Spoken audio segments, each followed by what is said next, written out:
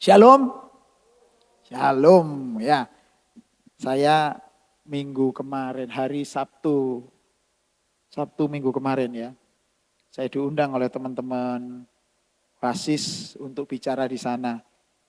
Bicara di youth-nya. Ya, youth-nya kira-kira kalau dengan for inilah hampir sama lah. Tapi kan kita masih ada tim. Kita juga masih punya ini ibadah umum di mana orang-orang kan ada orang muda yang bekerja tapi nggak ikut ibadah for, tapi mereka ada di dalam ibadah kita. Nah mereka campur antara SMP, SMA sama orang yang kerja gitu. Jadi mereka kirim salam khususnya buat Pastor Joshua dan teman-teman semuanya. Mereka rindu untuk ibadah bareng-bareng, tapi saya juga mikir gimana caranya ibadah bareng. Nanti kita rencanakan ya. Adik-adik semua, ada hal yang penting yang saya mau pesankan kepada orang-orang muda seperti kalian. Mengapa? Karena orang-orang muda seperti kalian ini yang cenderung bisa untuk memberikan sesuatu yang disebut sebagai, sebentar ya, saya akan siapkan pointersnya dulu. Ya, highly quality life. Love, bukan life. Keliru saya. Highly quality love. Apa itu highly quality love? Saya mau beritahu kepada kalian semuanya bahwa love atau kasih yang ditawarkan Tuhan untuk orang percaya itu sifatnya highly quality. Memiliki kualitas yang sangat-sangat tinggi. Lu apa bedanya dengan love yang lain? Sangat jauh berbeda, nanti akan kita lihat. Makanya itu kita mesti belajar kebenaran supaya kita bisa memberikan kasih yang highly quality ini kepada orang yang lain. Nah untuk bisa memiliki highly quality itu diperlukan sejumlah hal yang Alkitab sendiri tuliskan. Dan itu saya katakan sekarang tidak mudah. Enggak mudah banget. Makanya highly quality love itu tidak sama seperti love biasa. Seperti yang kita pahami selama ini. Kasihilah satu dengan yang lain. Artinya apa dong? Artinya kita harus berbuat baik terus kepada orang lain sementara kita diajar, diapain gitu kita oke gitu aja. Tidak masalah tetap mengasihi. Bonyok dong, boncos dong kita. Nah highly quality itu modelnya nggak seperti itu. Nah kalau orang yang lain highly quality itu akan sangat gampang kalau dirupakan dalam bentuk orang yang saling mengasihi, pacaran, suami istri. Itu ya highly quality ya, mereka antar mereka ya saling mengasihi itu biasa. Tapi yang diinginkan Tuhan itu tidak hanya seperti itu. Nah oleh karena itulah orang Kristen perlu tahu apa itu highly quality. Perlu mengetahui, istilahnya saya mau ngomong. Kalian harus bisa mengidentifikasi kasih yang masuk dalam hidupmu. Dan kemudian kasih itu kamu berikan kepada orang lain. Gitu, harus bisa mengidentifikasi. Itu sekali lagi ya, kasih itu tidak sama dengan kasih yang dimiliki oleh orang lain. Karena untuk memiliki kasih, orang gak perlu punya Yesus. Ya dong, orang yang gak kenal Tuhan Yesus bisa gak mengasihi? Bisa banget. Oh mereka bisa pacaran kok. Bahkan orang Kristen pun bisa juga pacaran dengan orang yang gak Kristen. Bisa mereka saling mengasihi, bisa. Nah oleh karena itulah pandangan kita tentang love itu harus benar. Kalau gak benar, kalian juga akan sama dengan cara mengasihinya dunia. Cara pacarannya dunia. Cara memberikan kasihmu kepada keluarga sama. Padahal harusnya itu berbeda. Harusnya karena kalian pasti perlu tahu bahwa kekristenan ya letak berdirinya kekristenan itu di hal yang namanya kasih. Nah kasih itu seperti apa? Lah kalau sama dengan dunia, berarti kan apa bedanya kita dengan agama-agama yang lain? Nah oleh karena itulah kalian mesti harus tahu kasih yang seperti apa yang Tuhan ingin orang Kristen miliki. Oke, siap? Siap mendengarnya? Karena ini berat, benar, berat. Makanya perhatikan baik-baik, gak lama saya mungkin ngomong sekitar 30 menit. 45 menit, enggak sih, 1 jam. Ya, saya mesti beritahu ya, materi ini sudah saya susun dalam 4 slide. Sedikit ya, 4 slide. Itu tadi slide pertama, 2, ketiga, keempat. Tapi saya juga gak yakin apakah 4-4-nya akan habis. Karena kemarin cuma slide-nya di sini. Di Oasis itu waktu saya 45 menit, slide-nya cuma di sini, 2 ini. Aduh, saya nggak sempat jelaskan slide ketiga dan slide keempat. Bukan karena apa-apa ya, karena saya terlalu banyak ngomong. Gitu ya. Oke, dengarkan baik-baik. Ini adalah ayat yang di Yohanes 15 ayat yang ke-12. Tentunya kalian sudah pernah mendengar, udah bolak-balik, mungkin Pastor Joshua, Pastor Fani juga sering mengajar ini. Mungkin juga gurumu juga mengajar ini. Yang di SMP, yang di SMA pasti tahu bahwa fokus kekristenan itu adalah kasih. Tapi apa itu yang disebut dengan saling mengasihi? Kan kalau mengasihi itu berarti kan harus ada lawannya. Nah, oleh karena itu penting mengerti hal ini. Oke, saya mau tunjukkan kepada kalian orang-orang muda. Kalau saya tunjukkan ke orang-orang tua kemungkinan agak sulit ya, karena agak susah di bahasa Inggris ini. Bukan menghina, tapi rata-rata. Ya, kalian sudah tahu, sudah pasti biasa dengan bahasa Inggris. Kalian nanti akan melihat betapa luar biasanya huruf demi huruf atau kalimat, atau jangan kalimat lah, kata demi kata yang Tuhan tuliskan di Alkitab Perjanjian Baru menggunakan bahasa asli. Itulah sebabnya Alkitab Perjanjian Baru kita ditulis dengan bahasa Yunani. Ada maksudnya. Bukan berarti Tuhan iseng pada saat itu, Yunani canggih. Enggak canggih banget. Tapi ya ada hal yang penting yang jadi fokus kita. Oke, kita baca bagian pertama ya sama-sama. Supaya hari ini kita benar-benar kayak orang Kristen, moco Alkitab gitu ya. Oke, kita baca. 2, 3. Inilah perintahku supaya kamu saling mengasihi seperti aku telah mengasihi kamu. Sederhana. Ayat ini enggak ngomong terlalu banyak, tapi mari kita perhatikan bahasa Inggrisnya. Ini keren. Bahasa Inggrisnya ngomong gini. This is my commandment. That ye ini adalah bahasa kuno ya, bahasa Inggris kuno. Ya, you maksudnya ya. That ye love one another as I have loved you. Hal yang paling jelas beda dengan bahasa Indonesia adalah kata perintah. Ucapkan sama-sama, perintah. Mengapa? Karena kalau bahasa Indonesia, perintah itu seperti Tuhan mengucapkan sesuatu yang harus kita ikuti. Yang kalau diikuti itu baik, yang enggak diikuti itu enggak apa-apa. Tapi menggunakan bahasa Inggris, sayang ya, bahasa Inggrisnya mungkin karena tulisannya kecil, saya enggak sanggup beli saya gedein itu ternyata ini turun gitu. Ya, bahasa Inggrisnya menggunakan kata commandment. Ucapkan sama-sama saya, commandment. Apa itu commandment? Bahasanya gimana Pastor Joshua ya? Commandment. Nah, kalau kata commandment atau perintah itu di dalam perjanjian lama, karena Alkitab itu tidak boleh terlepas dari perjanjian lama. Menulis perjanjian baru menggunakan bahasa Yunani bukan berarti orang Kristen dipengaruhi cara berpikir Helenis, cara berpikir filosofis seperti ciri khas orang Yunani. Orang Yunani itu filsafatnya sangat tinggi.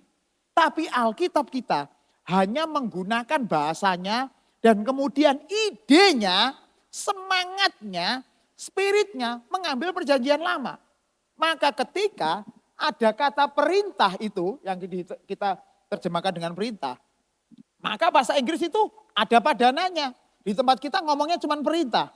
Nah, karena menggunakan bahasa Inggris ini semakin jelaslah bahwa sebenarnya perintah yang dimaksud adalah perintah yang setara dengan the Ten Commandments. Apa itu the Ten Commandments? 10 perintah Allah atau 10 firman Allah. Masih ingat 10 firman Allah ya? Paling tidak perintah pertama. Apa? Ayo. Jangan. Oh bukan jangan. Ya, ayo. Ayo, perintah pertama apa? Ayo. Jangan padamu ada ilah lain di hadapan hadiratku. Ya. Jangan ada Allah yang lain di hadapanku. Artinya Tuhan sedang memerintahkan, mengharuskan orang Israel untuk hanya menyembah Yahweh. Tidak boleh yang lain. Makanya kenapa itu yang menjawab ketika Harun dan seluruh Bani Israel waktu itu membuat patung tuangan dalam bentuk patung lembu emas. Tuhan marahnya luar biasa. Dia lemparkan 10 perintah Allah yang dipegang oleh Musa. Dilemparkan ke arah bangsa Israel sampai terpecah jadi 2. Kemarahan Tuhan itu sangat luar biasa kepada orang-orang yang hatinya bercabang. Nyembah Tuhan juga nyembah Baal. Itu orang Israel ya, saya ini bicara Israel dulu. Nyembah Tuhan juga nyembah Milkom. Ada berhala namanya Milkom. Nyembah Tuhan juga nyembah Aserah. Nyembah Tuhan juga nyembah Mamon. Maka Tuhan marah. Kalau kalian tahu sebenarnya maksud Harun mendatangkan lembu emas itu supaya bangsa Israel gak susah. Ingat ya, dulu mereka 400 tahun dijajah oleh orang Mesir. Jadi kalian bisa bayangkan gaya hidupnya pasti kayak orang Mesir. Kalau ada apa-apa lari ke patung lembu emas. Mau diberkati lari ke patung lembu emas. Itu kan sama kayak kita nih ya. Kita ini sampai sekarang kalau ada orang meninggal ada 7 hari, ada berapa? 3, 7, 40, 100 ada itu. Bahkan orang masuk Kristen pun masih melakukan hal yang sama. Teman-teman kita yang teman-teman di NTT nanti kalian coba tanya itu. Beberapa mereka ada yang setahun sekali pulang ke NTT. Ini kemarin kapan hari saya Kersel pernah tanya sama mereka. Mereka pulang hanya untuk datang ke kuburannya nenek moyang. Mungkin beberapa di antara kalian ada yang tahu Cingbing. Cingbing tahu ya? Cingbing, you know what's the meaning of Cingbing? Cingbing itu artinya apa? Atau Jessica? Ziarah ya, ziarah. Tahu nggak ngapain di makam itu? Yang nggak pernah ziarah ya ini tanya sama temennya. Cingbing itu kalian kayak buka semacam depot kecil gitu di kuburan. Makan bareng-bareng sama keluarga.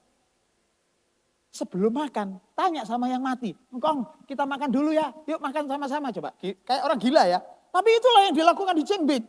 Gitu. Nah kayak orang Jawa juga. Ngasih nyekar, namanya nyekar itu. Kan karena orang Jawa berpikir setan panganane kembang. Kayak kembang. Makan ya kong ya. Mbah makan ya mbah yo. Gitu. Nah ini adalah tradisi yang sudah turun-temurun bertahun-tahun dan tidak mudah menghilangkan. Maka ketika Harun membuat patung tuangan emas, Musa mengingatkan kembali, bukankah Tuhan yang membebaskan kita dari Mesir sudah pernah bilang di hukum yang pertama, jangan padamu ada ilah lain di hadapan hadiratku. Maka itu peringatan besar buat bangsa Israel. Dan Harun dan seluruh orang yang mengikuti dihukum sama Tuhan, kena penyakit kusta.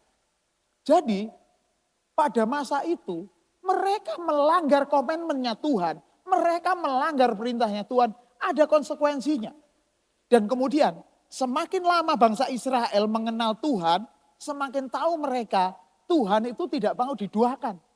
Sampai kemudian bangsa Israel gara-gara punya raja yang istrinya dari berbagai macam bangsa, ya yang dimulai dari Raja Salomo, istrinya berapa Raja Salomo? Tahu enggak? 1.300 istrinya. Gundeknya 700. Saya bisa bayangkan nek Salomo itu berangkat ngone pasar atom. Ngajak seluruh istrinya. Pasar atom penuh. Ini istrinya raja loh ya. Kita aja yang bukan raja duit titik ae melete ngone pasar atom kayak seolah-olah jadi raja. Itu istrinya raja. Jumlahnya 1.000. Banyak banget. Nah akibatnya karena istri-istrinya itu sangat banyak. Maka Raja Salomo di akhir hidupnya dia mulai mengizinkan Allah-Allah yang lain untuk datang ke Israel. Dan Tuhan marahnya luar biasa. Sampai kemudian aku akan menghilangkan nama Israel. Dan benar itu yang dilakukan oleh Tuhan. Maka bangsa Israel akhirnya dihancurkan oleh bangsa Babel dan bangsa Persia. Musnah sudah gak ada bangsa Israel. Itu terjadi pada saat zaman sebelum Daniel. Zamannya Sadrak Mesak Abednego itu merupakan jejak orang-orang terakhir yang ditawan oleh orang Babel. Orang-orang pinternya orang Israel yang ditawan oleh orang Babel. Gara-gara bangsa Israel dihancurkan oleh bangsa Babel dan Persia. Selesai. Kenapa mereka bisa seperti itu? Karena mereka mengizinkan Allah-Allah lain datang ke Yerusalem. Hal itulah yang menjadikan orang Israel pada bagian ini sangat peka sekali. Sehingga pada zaman Yesus, kalau ada orang yang punya 2 Tuhan, tidak mungkin diterima oleh orang Israel. Nggak mungkin. Itulah yang menjawab kenapa Tuhan Yesus sampai ditanya sama banyak orang, menurutmu kamu itu siapa? Kamu ngomong kamu itu siapa? Yesus ketika ditanya orang Farisi, ditanya. Kalau kalian lihat di Markus 12 ayat 29, Yesus ditanya, hukum yang terutama apa? Kenapa orang Israel tanya seperti itu? Kenapa orang Farisi tanya seperti itu? Karena mereka melihat ada tanda-tanda seolah-olah Yesus itu mau jadi Tuhan baru. Jadi Mesias, karena Mesias itu adalah perwujudan Tuhan dan manusia. Maka ketika Yesus seolah-olah mengaku dirinya Mesias, mereka mendengar-mendengar kayak Yesus jadi Mesias deh. Dia tanya sama Yesus, pertanyaannya lucu tuh pertanyaannya. Pertanyaannya, hukum apa yang terutama? Gila ini Yesus ini bukan orang main-main loh. Dia adalah seorang guru, seorang rabai. Seorang rabi ditanya hal yang mendasar itu sama aja kayak tanya sama kalian. Menurutmu kalau orang percaya Yesus masuk surga enggak? Itu kayak tanya gitu tuh.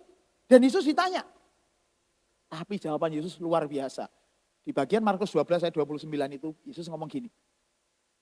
Hukum mana yang terutama? Shema, Yisrael, Adonai Elohenu, Adonai Echad. Itu kata Yesus. Apa yang diucapkan oleh Yesus dalam bahasa Ibrani, kalau dalam bahasa Indonesia, dengarlah hai orang Israel, Tuhan Allah kita, Tuhan yang Esa.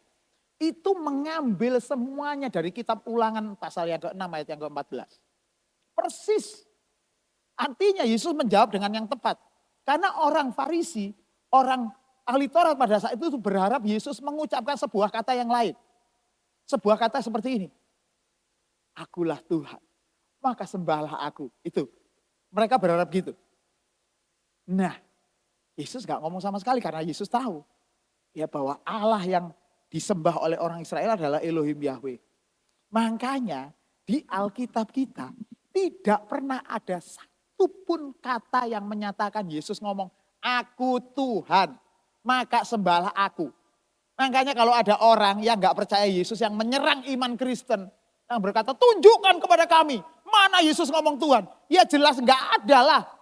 Kenapa? Karena dia tahu hukumnya Israel. Bukan Yesus takut enggak. Yesus berjalan di dalam hukum Taurat itu, di kebenaran hukum Taurat. Yesus ngasih tahu kepada mereka bahwa Tuhan satu-satunya Tuhan ya adalah Elohim Yahweh. Loh, siapa Yesus? Nah, Yesus adalah Sang Firman. Itu nanti saya nggak cerita itu, nanti nggak boleh nanti kalian kalau cerita tentang Yesus Firman. Ya, intinya saya cuma mau bilang betapa luar biasanya kata komitmen ini.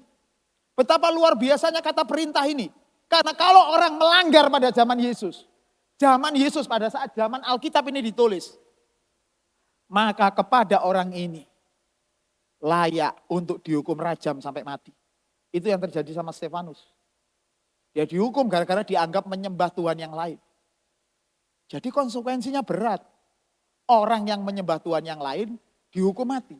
Maka sebenarnya perintah ini adalah perintah yang berat sebenarnya. Cuman karena kita pakai bahasa Indonesia, koyok-koyokannya sederhana. Hendaklah, yaitu supaya kamu saling mengasihi. Dan apa yang kita lakukan di gereja, apa yang kita lakukan di pertemanan. Aku kan sudah mengasihi kamu, aku sudah ngutangi kamu kok. Kamu punya duit kemarin tak utangi. Terus habis itu kon utang maneh, ya gak tak kei lah. Loh, katanya orang Kristen mengasihi, ya ndaklah sekali aja. Gitu. Aku sudah mengasihimu, umpama ini bertengkar sama orang nih, kita anak Ijut ini bertengkar. Kemudian sama Pastor Joshua dipanggil, nih sini. Gitu. Kamu gak mengasihi dia, kamu ini. Enggak Pastor, saya sudah mengasihi, saya sudah mengampuni dia. Selesai. Sudah. Kemarin saya sapa, gitu. Kan saya sudah mengampuni. Oh, gak kayak gitu, gak semudah itu. Kekristenan itu adalah komitmen ini, perintah ini, sesuatu yang berat ini adalah sesuatu yang kita lakukan supaya, baca ini, Pak, kata-kata yang biru, saling mengasihi. Bahasa Inggrisnya love one another. Kata-katanya juga love one another, seperti yang kata setelahnya love one another. Tapi mari kita lihat menggunakan bahasa asli. Kalian baru ngerti setelah kita menggunakan bahasa asli. Ya, hauto, hestin, hentole, ini hentole, artinya adalah commandment. Sama seperti hukum Taurat itu tadi, 10 perintah Allah, sesuatu yang harus dilakukan. Eme, hima, agapate, ini bacanya agapate. Yang bisa bahasa Yunani, ya puji Tuhan, saya senang ada temannya. Yang nggak bisa, saya cuma kasih tahu. Caranya membaca koyok moco matematika, kayak baca hukum-hukumnya fisika. Ini alfa, ini gamma, ini alfa, ini pi, ini alfa, ini theta, ini epsilon. Sama. Ya, jadi gampang bacanya. Kalau Yunani itu bacanya gampang. Tinggal alfa, oh bacanya A. Gamma, oh G berarti. Alfa lagi, ini pi, kan pi, rambang gini nih. 13,14 ya. Pastor Jessica ya, pi itu ya. Nah, kemudian ada alfa, ini theta, bacanya T itu theta, ini epsilon. Nah, epsilon itu bentuk terkecil dari hitungan biasanya. Agapate, bacanya agapate. Ya, agapate itu kasih yang bukan hanya ngomong I love you love me, and kita love-lovean. Bukan gitu. Agapate itu bicara tentang mengasihi yang kualitasnya sama dengan kasih Tuhan Yesus kepada manusia. Kepada kita semuanya. Apa kualitas kasih Tuhan Yesus kepada kita? Yesus sampai mau mati untuk orang-orang yang even dikenal aja sama Yesus tidak sama sekali. Kalian kenal Yesus? Enggak, karena Yesus hidup 2000 tahun yang lalu. Apakah Yesus kenal kita secara fisik? Enggak. Tapi dia mau mengasihi kita. Bahkan dia mengasihi kita bentuknya adalah dia mau mati untuk kalian.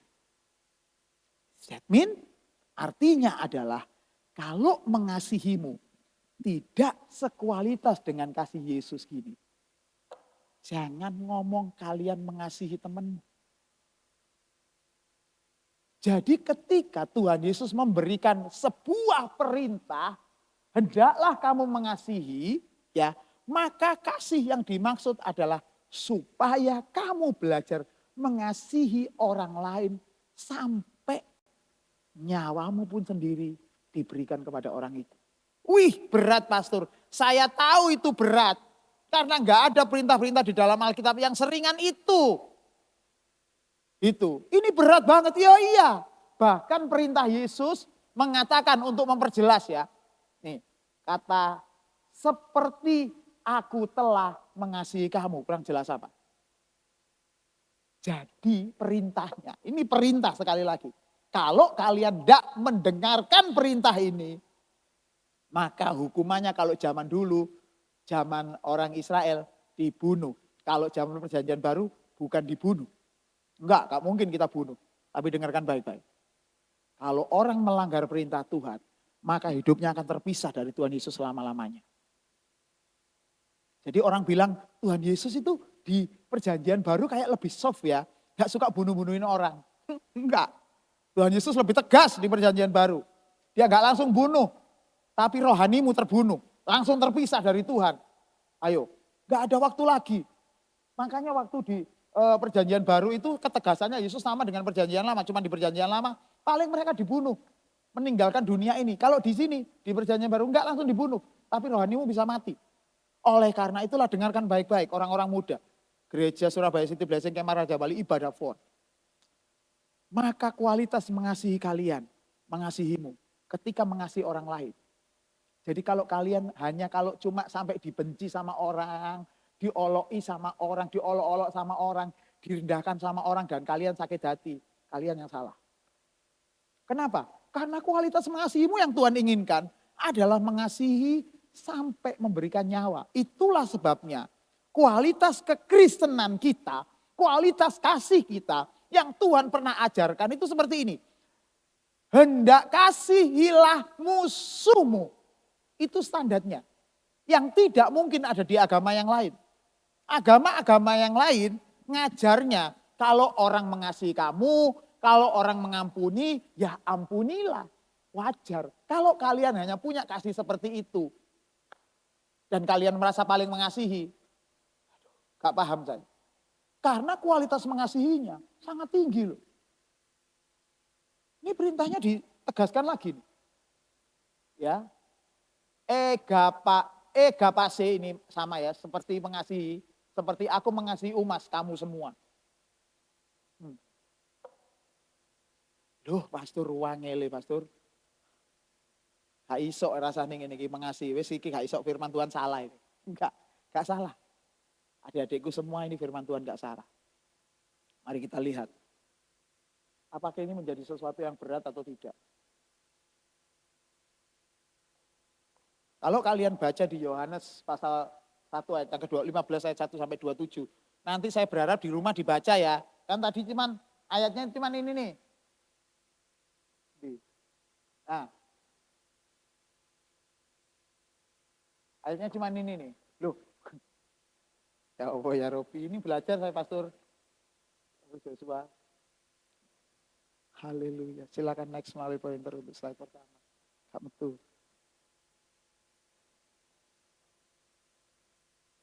Tuh, bukan ini lagunya. Nah, suaranya terlambat.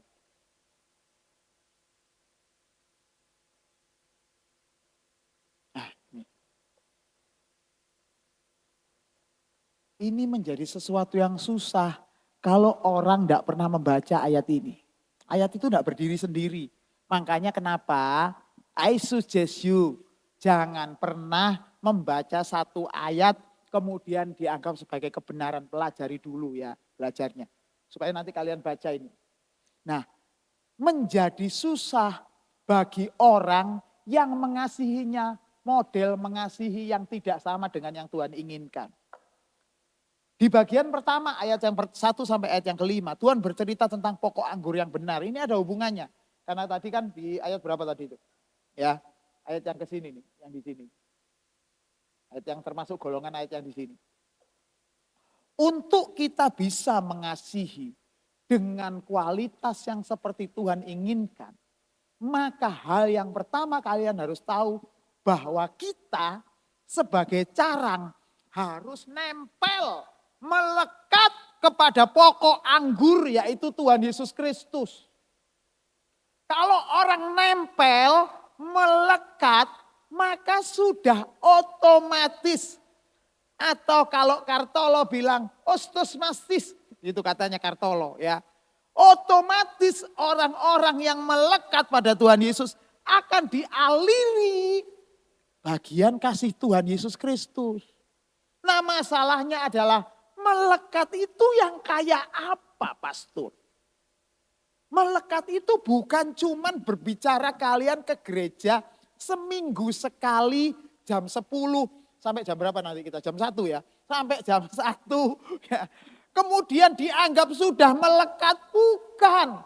Melekat itu juga bukan waktu kita ada di ruangan saat teduh, doa sama Tuhan. Kemudian berdoa dengan bahasa-bahasa roh itu sudah melekat, belum.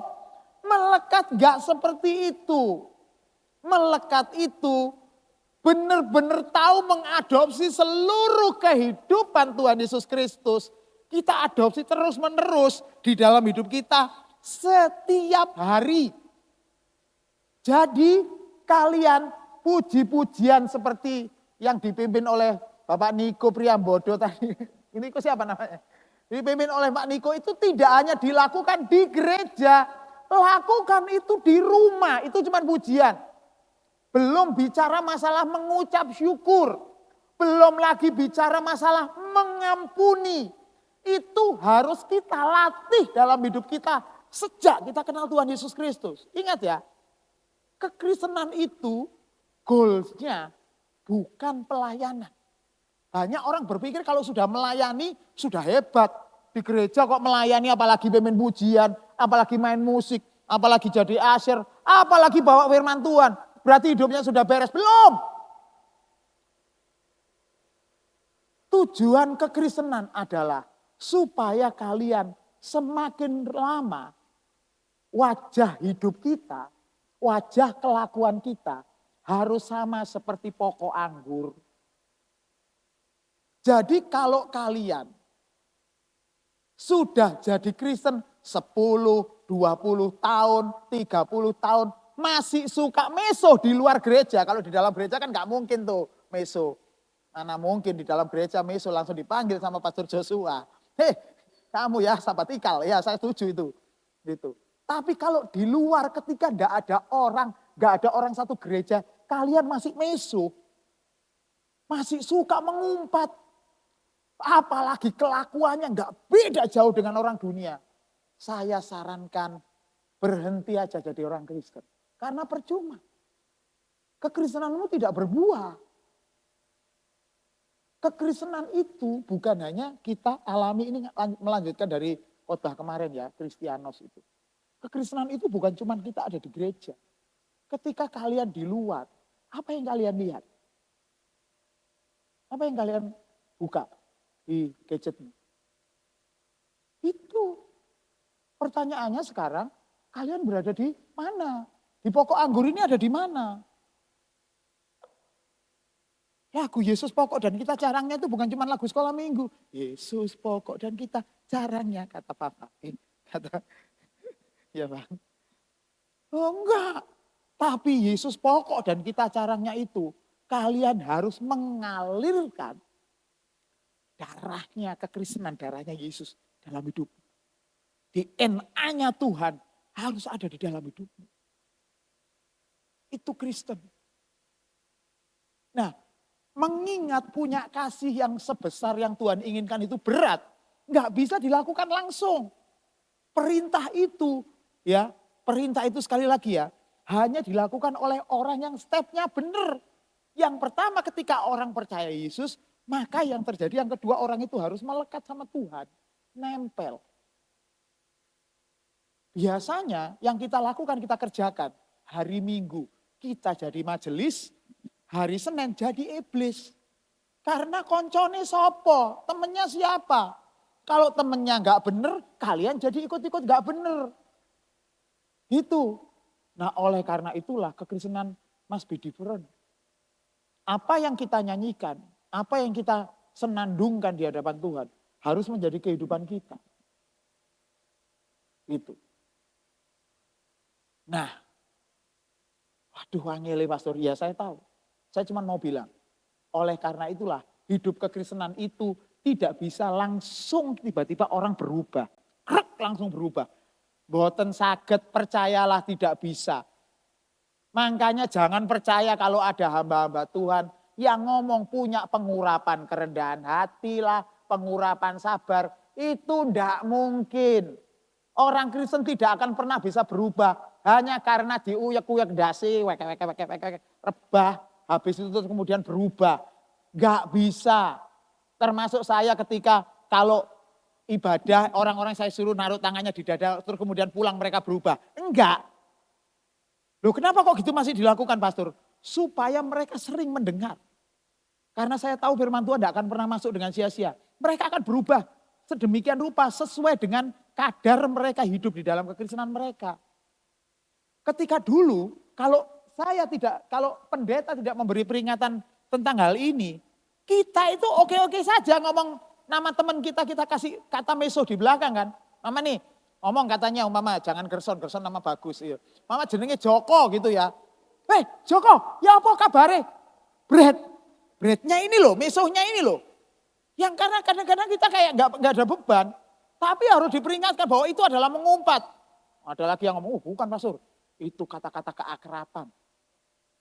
Karena artinya adalah cakap ulet kreatif. Ya apa sih, ya mau ngeles yang ini. Oke, baiklah, tak ikuti. Kalau memang itu kata keakraban, ayo kita berdoa sama-sama menggunakan kata itu. Tuhan Yesus yang baik, jebret. Kau adalah Allah yang luar biasa, jebret. Kira-kira bisa berdoa enggak sih? Enggak bisa kan, jujur kan enggak bisa. Kalau bisa silakan, ayo. Yang mau? tak doa no mari ngono cek geblak. Jadi kehidupan kekristenan itu tidak hanya dimulai ketika kita melayani atau ada di gereja. Tapi kehidupan di luar. Senin, Selasa, Rabu, Kamis, Jumat, Sabtu, Minggu. Itu harus benar-benar mengalirkan sumber dari pokok anggur itu. Nah kan, akhirnya kan cuma sampai sini. Memang akeh gitu. Ya, nggak apa-apa ya. Nanti ini next time aja yang kedua dan yang ketiga ini next time. Tapi saya kasih peringatan ya. Ini bagian yang penting kalau kalian baca nanti di rumah. Bagi orang-orang yang tidak mau melekat pada Tuhan Yesus Kristus, Alkitab memperingatkan, Tuhan akan memotongnya. Gak main-main. Jujur ya, ada sebuah pandangan teologi yang berbeda dengan pandangan gereja kita. Yang menganggap kata dipotong ini gak ada di Alkitab. Itu bukan dipotong, arti katanya adalah cuma diangkat aja. Terus ngapain diangkat? Ya cuma diangkat gitu. Iso itu. Orang yang tidak berbuah cuma diangkat. Kan kata ini kalau kalian baca ya, Kalau tidak berbuah dipotong, yang berbuah dibersihkan. Kan gitu kan? Nah otomatis kalau nuruti teologi, pandangan teologi tadi, kalau tidak berbuah diangkat. Kalau berbuah dibersihkan. Lah kok berarti yang berbuah malah di Pulau Soro, malah susah.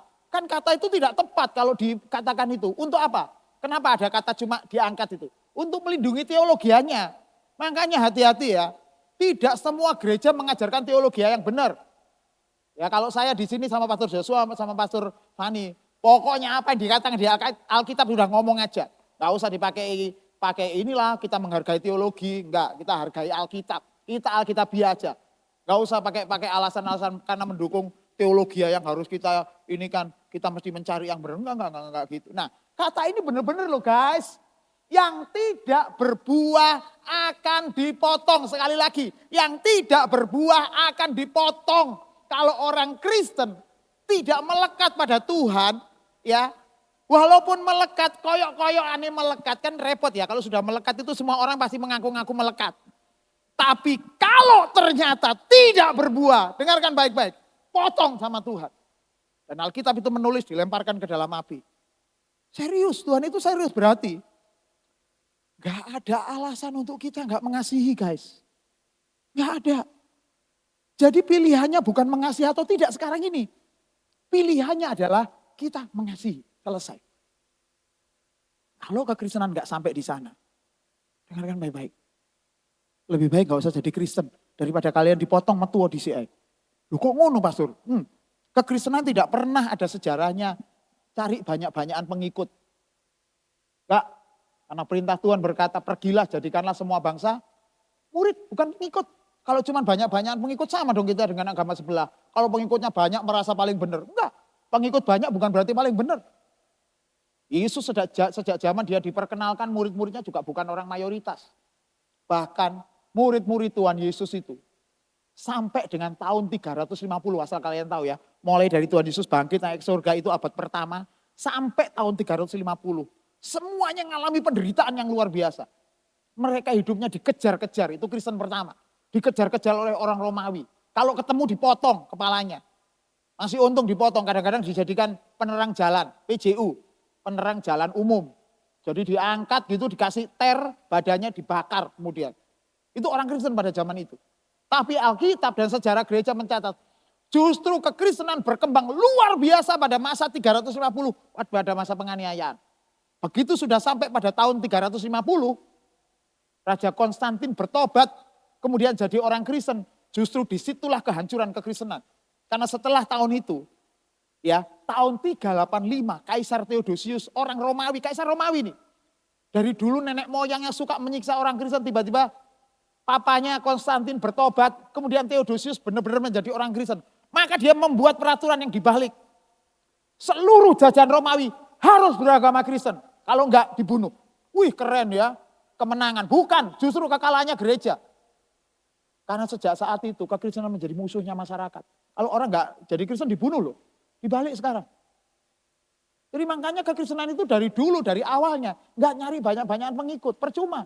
Kaisar Theodosius jadi Kristen juga percuma. Ternyata bunuh banyak orang-orang yang tidak bersalah. Kalau kamu enggak masuk Kristen dibunuh. Nah oleh karena itulah ada zaman kegelapan. Itu di Eropa itu pada zaman dulu itu ada zaman kegelapan. Jadi kekristenan itu dianggap musuhnya orang. Oke, lanjut ya. Artinya ketika kalian adalah jadi jumlah yang kecil semakin kecil ini, itu yang diharapkan Tuhan. Yang penting adalah perubahan hidupmu. Dari orang yang dulu melekat pada dunia, yang modelnya sama kelihatan kayak dunia, yang mesuan itu tadi, ya, yang ketemu konco, ben konco mesuan sekarang. Itu menjadi orang yang beda, yang gak mungkin bisa mesuan lagi, menggunakan mulut kita dengan tepat.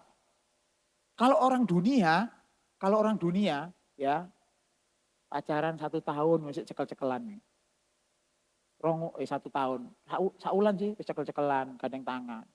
2 wulan wis mulai wani gini. 4 bulan wis mulai ini berkarya. Habis itu 5 bulan, 6 bulan wis gak karu-karuan. Itu orang dunia. Kalian jangan melakukan hal yang sama. Kalau kalian melakukan hal yang sama, segera bertobat, cepat bertobat, benar. sebelum kalian dipotong sama Tuhan. Karena kekristenan itu sejatinya Tuhan cuma lihat buah. Kalau sudah diperingatkan berkali-kali oleh firman Tuhan, sih buanggel aja. Bener loh, Tuhan akan motong. Dan begitu banyak cerita-cerita. Di keadaan nyata orang yang dulunya cinta Tuhan, melayani Tuhan. Habis itu sudah enggak cinta Tuhan. Saya pernah cerita di ibadah pagi. Saya pernah pelayanan di salah satu gereja di daerah Surabaya Timur. Saya sebelum jadi pastor itu pelayanan di sono. Jadi asher juga itu. Ikut berdiri gitu di pojok situ. Ada teman saya yang suka, ini lebih tua usianya. Ini Koko gitu lebih tua. Suka datang di ibadah itu. Tiba-tiba, kok gak tahu ketok. Lama saya gak ketemu sama dia sampai saya pindah-pindah gereja waktu itu. Dan kemudian sampai terdampar di City Blessing gitu ya. Saya pelayanan di sini. Saya ketemu di Norton. UD Norton itu loh. Yang tempat bahan bangunan. Saya ketemu. Kok ya apa kabarnya? Gak tahu ketok rek. HP. Kon saiki nang ndi? Saya di City Blessing. Loh kok gak tahu runah gereja nang ndi saiki? Aku saiki gak Kristen maneh. Loh apa? Soalnya kalau jadi orang Kristen itu kalau doa gak dikei ya Tuhan Yesus. Aku sekarang melok agama Tao. Agama Dao tulisannya Dao, bacanya Tao. Ikut agama Tao, enak ikut agama itu nyo. Ya, kita cuman masang hiu ini. Paling lambat itu seminggu pasti doa kita dijawab. Dia promonya ke saya gitu. Coba entar. Aduh ya ampun, ki pastor kok nyoba. Gitu. Ternyata selama ini dia ikut Tuhan itu hanya karena gara-gara apa yang dia inginkan. Dia dapetin. Begitu enggak dapetin. Ganti agama. Convert ke agama yang lain. Itu. Kalau kekristenan kita hanya pada taraf seperti itu. Saya sarankan mending gak usah jadi Kristen sekalian. Karena kekristenan itu, dengar ya baik-baik ini bagian terakhir. Oh iya terakhir. Melibatkan seluruh hidupmu untuk Tuhan. Kalau ada bagian dari hidup kita yang kita pakai untuk diri kita sendiri, kau belum berbuah. Ketika kita melekat sama Tuhan, ketika kita sudah mengalami DNA-nya Tuhan dalam hidup kita, ketika kita ketemu dengan orang yang nyakiti hati kita, otomatis kalian tidak akan pernah bisa membenci. Karena pelajarannya Tuhan yang mengasihi lah. Yesus mengasihi, masa kita benci orang?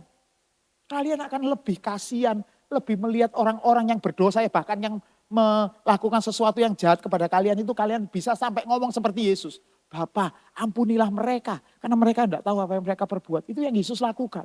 Nah untuk bisa seperti itu prosesnya harus melekat dulu sama Tuhan. Gak bisa dibikin-bikin. Gak bisa, paling dibikin-bikin bisanya cuma 1-2 bulan. Habis itu gak bisa lagi. Kan ada tuh pulang retreat itu luar biasa, on fire. Seminggu tok. Minggu kedua balik meneh dosa. Minggu ketiga lupa pelajarannya. Minggu keempat harus retreat lagi. Makanya kenapa retreat bolak-balik itu kan karena itu. Oleh karena itulah kehidupan kekristenan harus merubah hidup kita. Pelan harus merubah. Nah di sini yang paling penting adalah kehidupan kita di dunia ini yang menentukan. Kapan kita berakhir itu yang menentukan. Jadi kita sekarang ini, karena di sini orang-orang muda semua, ya kita ini bakalan punya pikiran itu biasanya kayak gini di orang-orang muda. Aku sik suwi mati, umur paling 60-70 baru mati. Siapa yang bilang kayak gitu? Kita kemarin kan baru saja memakamkan teman kita kan. Siapa itu namanya? Gibson ya. Umurnya berapa? Ada yang masih ingat? 16 tahun, 17 kurang ya, 17 lah. Dapat kesempatan singkat banget. Jadi kalau kalian sekarang dikasih kesempatan hidup oleh Tuhan. Hidup itu jangan digunakan untuk suka-suka. Kecil bahagia, besar dimanja, tua kaya raya, mati masuk surga. Itu sih ngomong sopo. Kan gak ada kayak gitu. Kehidupan kita, kehidupan kalian yang menurut kata orang masih panjang ini. Gunakan sepenuhnya supaya kita semakin lama, semakin sama seperti DNA kita Tuhan Yesus. Semakin memiliki pikiran dan perasaan yang sama. Baru disitulah kalian baru bisa memiliki compassion seperti Yesus. Ketika melihat orang, dia lihat ini jiwa. Sebelum seperti itu, gak bisa. Melekat dulu sama Tuhan, minta tolong pemain musik. Nah, mujizat yang terbesar di dalam hidupmu itu bukan sembuh dari sakit, darah tinggi, diabetes, batuk dan lain sebagainya jadi sembuh. Bukan. Mujizat yang terbesar di dalam hidupmu adalah ketika kalian dengan setia belajar untuk menjalankan firman Tuhan. Itu mujizat. Kenapa? Karena itu susah. Banyak orang itu kepingin bisa menjalankan firman Tuhan supaya terlihat baik. Tapi ketika kalian menjalankan seluruh firman Tuhan supaya kehidupanmu semakin serupa dengan Kristus, maka itu mujizat.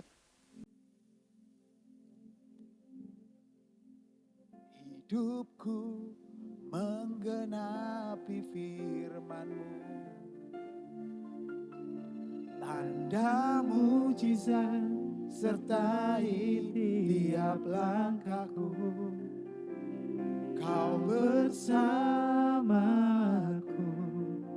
di dalamku, jadi bukti kebesaran-Mu. Turunkan jadi F ya. Dengar baik-baik ya sebelum kita lanjut nyanyi. Yesus yang 2000 tahun yang lalu menyelamatkan orang berdosa yang kuasanya begitu luar biasa. Hari ini juga dia juga hidup di dalam hidup kita. Masalahnya adalah kita mau ngikuti Yesus enggak? Kekristenan itu artinya adalah para pengikut Yesus. Kalau orang enggak ngikut Yesus, mending enggak usah sekalian karena dia akan dipotong pasti. Nah, oleh karena itulah keseriusan kita untuk mengikuti Yesus dengan benar Tuhan perlukan. Bangkit berdiri yuk. Tuhan, Kau sempurna dalam rencana-Mu dan karya-Mu. Katakan pada Tuhan, ku serahkan hidupku, murnikan dengan Roh-Mu. Ngomong sama Tuhan, katakan, Tuhan, Kau sempurna dalam rencana-Mu dan karya-Mu. Ku serahkan hidupku, murnikan. Ayo mulai angkat wajah ke arah Tuhan. Lebih luar biasa katakan hidupku. Hidupku menggenapi firman-Mu, tanda mujizat sertai tiap langkahku. Kau bersamaku di dalamku, jadi bukti. Orang-orang yang berserah pada Tuhan, nyanyikan lagu ini sebagai doa kita. Hidupku menggenapi firman-Mu, tanda mujizat sertai setiap langkah sertai tiap langkahku. Kau bersamaku, Kau di dalamku, jadi bukti kebesaran-Mu. Tuhan, hari ini jamah setiap kami Tuhan, supaya kami memiliki kehidupan yang benar-benar melekat kepadamu Tuhan, di mana seluruh kesempurnaan Kristus itu mengalir dalam hidup kami, sehingga membawa kami semakin hari semakin serupa dengan Tuhan Yesus Kristus sendiri. Berkati anak-anak kami di tempat ini Tuhan, dalam nama Tuhan Yesus, jamah mereka. Kami tahu menghadapi dunia yang tidak ringan ini, mereka perlu kekuatan yang daripada-Mu. Oleh karena itu Roh Kudus, mari tuntun hidup mereka sepenuhnya, supaya hidup mereka benar-benar mengikuti setiap langkah demi langkah Tuhan Yesus, juga mereka ikuti dalam hidup mereka. Hamba-Mu selesai berbicara, tapi Roh Kudus terus berbicara di dalam hati kami, supaya membuat kami semakin hari, semakin ada di dalam keserupaan dengan Tuhan Yesus Kristus. Dalam nama Tuhan Yesus Kristus kami sudah berdoa dan mengucap syukur. Yang percaya Tuhan sama-sama katakan amin.